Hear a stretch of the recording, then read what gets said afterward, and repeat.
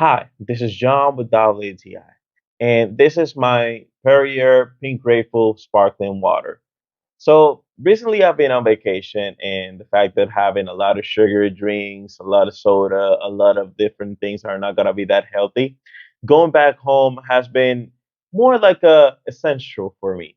So this flavor, the pink grapefruit, has been really good. What I do is just this water and ice, and just that. No added sugars, no mixing up with drinks. Even though you can actually do it, and it's actually gonna taste good. You have this, and you're gonna feel like you actually had a soda. So it's like an acquired taste. And if I'm trying to cut back on sugar, I'm trying to lose down a little bit of calories, the calorie intake that I want to do per day. This is actually a pretty good option. So this was John with WTI, and this was my point of